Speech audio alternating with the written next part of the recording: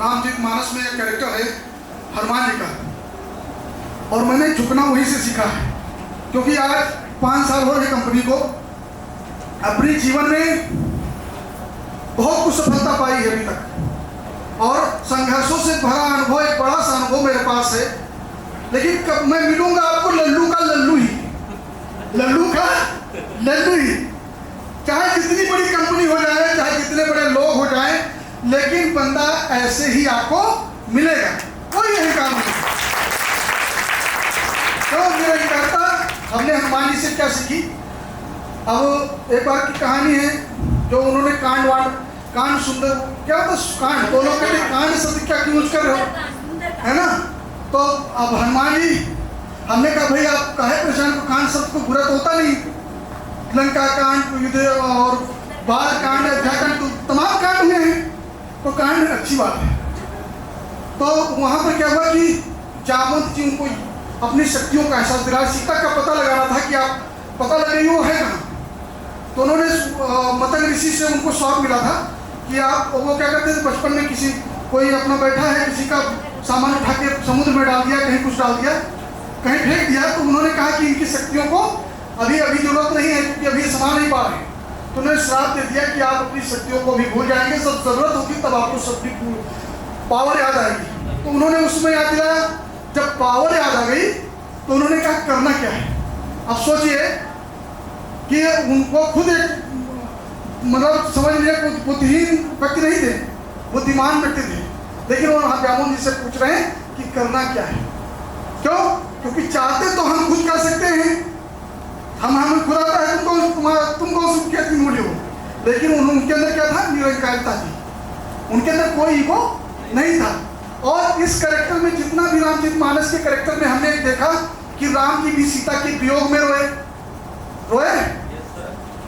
और कहीं भरत जी रो रहे हैं भाई के वियोग में, दशरथ जी को देखा पुत्र के वियोग में रो रहे, माताओं को देखा बच्चों के वियोग में रो रही, रावण तो परेशान था, ठीक है। तो लेकिन इन सब के बीच में हनुमान जी को कभी रोते हुए देखा आपने? कभी बहुत ज्यादा हंसते हुए देखा क्या? कभी देखा? हमेशा प्रसन्न रहते थे, क्योंकि वो जैसे सूर्य उगता है तो लाल होता है और डूबता है तो लाल होता है, उसी तरह क्या होता है, एक समान रहता है। और ठीक इंसान को ऐसे ही रहना चाहिए, चाहे संपत्ति हो, चाहे विपत्ति हो, चाहे जितना पैसा हो, चाहे जितनी परेशानी हो, चाहे जितनी खुशी हो, लेकिन इंसान को हमेशा खुश रहना चाहिए और एक समान रहना चाहिए, तब उसकी गहराई कोई नहीं जान पाता है। तो वो क्या है कि उन्होंने कभी कोई टेंशन नहीं ली, जो लाना था पहाड़ उठाना था ले गए। तो क्या हुआ कि वहां पर उनको जब बल याद आया तो फिर वो चल दिए भाई 1400 मील का समुद्र क्रॉस करने जब चले, तो वहां पर देवताओं ने देखा कि भाई जा तो रहे हैं, लंका इतनी बड़ी है, ऐसा तो नहीं कि पहली बार में ही क्लीन आउट हो जाए, पहले इनको जान लो, समझ लो इनको। तो सुरसा को भेजा, और सुरसा सामने आ गई और कहने लगी आप तुम्हें मैं खा जाऊँ। तो ये हुआ कि भाई हमको पहले प्रभु का सीता जी का पता लगा के आने तो उनको संदेश दे, तो चला लेना, खा लेना भाई उठता है। तो कहने नहीं ऐसा कुछ नहीं होगा, ऐसा कुछ चलने वाला नहीं है, चाहते तो मार देते, इतनी पावर थी उनके अंदर, लेकिन उन्होंने बुद्धि का प्रयोग किया। फिर उन्होंने क्या किया, अपना बड़ा स्वरूप किया, चलो अच्छा हमारा इतना बड़ा स्वरूप है खा लो, थोड़ी देर खेला उनके साथ, फिर उतना मुंह उसने फैलाया तो उससे बड़ा स्वरूप किया, इस तरह करके कई गुना बड़ा कर दिया, और बाद में छोटा होकर के बिल्कुल मसी के समान, और उनके मुंह के जाकर के बाहर निकल के प्रणाम करने लगे, अब माता जाने तो तुम्हारा भी बिल्कुल तो यहाँ पर एक संदेश है, यहाँ पर एक संदेश है, और संदेश क्या है कि जब पावर दिखानी थी तो रूप को बड़ा किया, ठीक है, जब बल दिखाना था तो रूप को बड़ा किया, और जब बुद्धि दिखानी थी तो छोटे हो गए। तो कहने का मतलब है कि आपको अगर आप छोटे बन के रहेंगे, झुक करके रहेंगे, तो लोगों से सहानुभूति पाएंगे, लोगों की आशीर्वाद पाएंगे, और आप समझ लो बुद्धिमान हैं। और अगर तन के खड़े हैं तो क्या होगा, तो कोई लात भी मारेगा, कोई जूता भी मारेगा, और कोई रपाट भी मारेगा, और कोई नहीं होगा। तो हमेशा झुक के रहने में फायदा ही फायदा है। जब इंसान पहाड़ पे जाता है, लिसन टू माय पॉइंट, जब इंसान पहाड़ पे जाता है तो कैसे चलता है? झुक के चलता है। यानी कि ऊंचाइयों पर जब इंसान जाता है तो झुक के जाता है, और जब लौटता है तो करके चलता है। जब आप आकर के चल रहे हो, ऐसी अवस्था में चल रहे हो, तो समझ लेना कि हम नीचे जा रहे हैं, और जब आप झुक के चल रहे हो समझ लो कि हम ऊपर आई। समझ में? तो फिर क्या हुआ कि इनके जब फिर आगे बढ़े, भाई आगे बढ़े तो संदीनी मिली, उसने क्या हुआ परछाई से पकड़ के खाती थी वो, तो उसको खत्म किया। आगे बढ़े तो वहाँ लंका पहुंचे तो वहाँ का एक पहरेदार थी, लंकनी नाम था, तो उसको एक घूसा मारा और खून की उल्टी हुई। तो उसने कहा जाने दो, इनको निकल जाने दो। तो कह लगे बस इतने में हमको बचाने दे। तो कह लगे एक बार ईश्वर ने हमको वर दिया था, उन्होंने हमको संकेत भी दिया था, हिंट दिया था कि जब एक बंदर के मारने से आपको खून की उल्टी हो जाए तो समझ लेना कि यहाँ का काम खत्म होने वाला है, चुप पे चले जाने देना। तो वहाँ गए भाई, गए तो सीता जी अशोक वाटिका में थी, तो वहाँ गए, पत्तों के बीच बैठ गए, तो वहाँ रावण खड़ा हुआ था, और रावण धमकी दे रहा था उनको, सीता जी को, कि बेटा तलवार निकाल के कि 1 महीने में आई लव यू बोल दो, नहीं तो तुम्हारा गला साफ। ठीक है? और 1 महीने में आता फिर या तो कबूल करो या तो फिर साफ। तो क्या हुआ? तो रावण चला गया।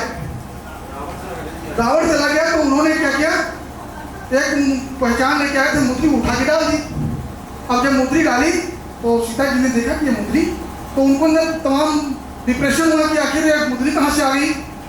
तो फिर क्या हुआ कि भगवान जी आके सामने खड़े हो गए।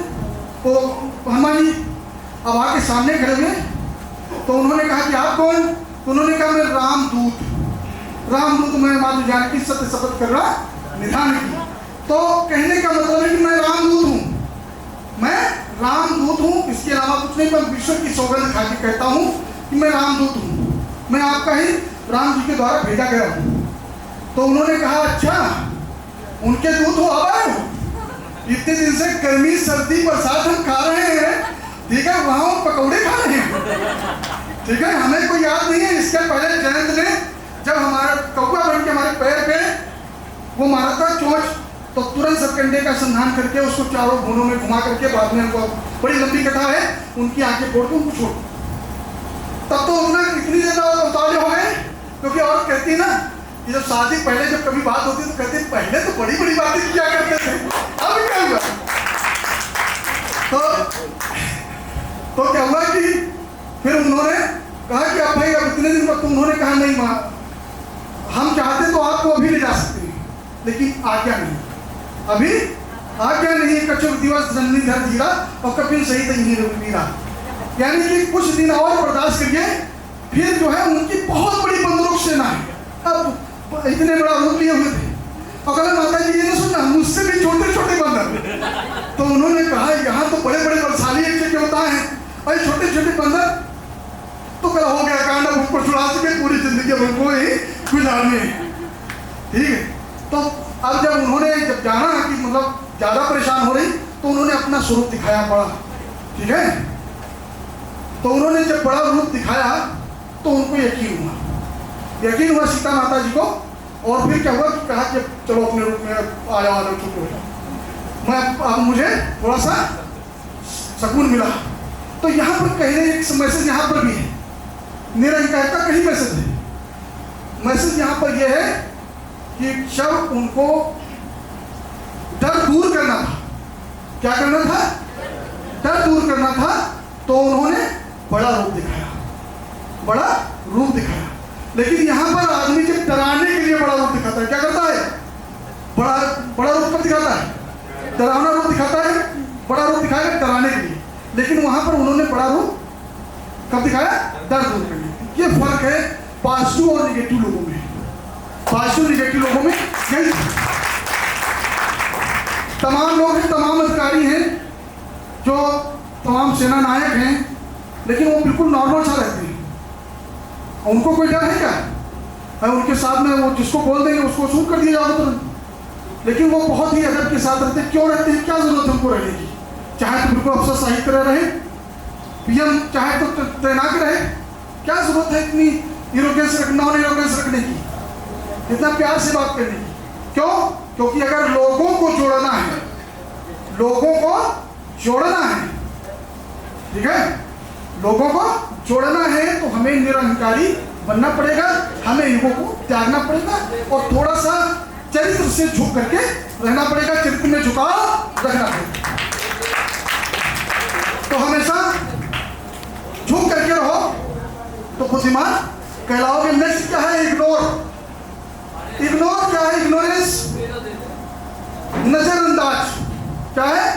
नजरअंदाज। तो बहुत सी चीजों को हमें क्या करना पड़ेगा? नजरअंदाज करना पड़ेगा, क्योंकि नजरअंदाज अगर नहीं करोगे, बहुत से तमाम से लोग वो होंगे, देखो ये चिल्ला रही है, ये अपने समझ रहे? तो कहने का मतलब है नजरअंदाज है कि बहुत से लोग आपके ऐसे होंगे जो आपके मनोबल को गिराएंगे, आपका साहस डाउन करेंगे। आप कहोगे सर मैं टीचर बनना चाहता हूं, अबे तुझको ABCD आती नहीं, टीचर बनेगा? अरे मैं बिजनेस करना चाहता हूं, तुझको ABCD बिजनेस की आती नहीं, बिजनेस बन करेगा? इस तरह तमाम लोग ऐसे होते हैं जो टांग खींचने वाले होते हैं, देखा होगा। तो मान लीजिए बहुत से ये आगे बढ़ रहा हो, ये क्या कर रही है? टांग खींच रही है।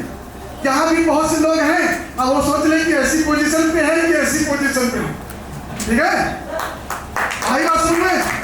तो हमें लोगों का सपोर्ट करना है, और जो लोग आपको मानसिक रूप से, आर्थिक रूप से आपको कमजोर करते हैं, जो लोग आपको कमजोर करना चाहते हैं, ऐसे लोगों को सिरे से त्याग दीजिए, नजरअंदाज कर दीजिए।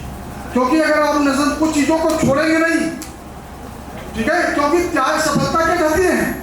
सफलता त्याग मांगती है। क्या मांगती है? त्याग मांगती है। और बहुत सी चीजों को आपको नजरअंदाज करके ही आगे बढ़ना पड़ेगा। कोई आदमी कुछ कहेगा, रास्ते में चलोगे तमाम आदमी मिलेंगे, तमाम बाधाएं आएंगी, अगर उन पर फोकस करोगे तो आप अपनी सक्सेस पे फोकस नहीं कर पाओगे। इसलिए हमेशा पॉजिटिव रहना। क्या रहना है? पॉजिटिव रहना। देखिए यहाँ पर 2 तीर है,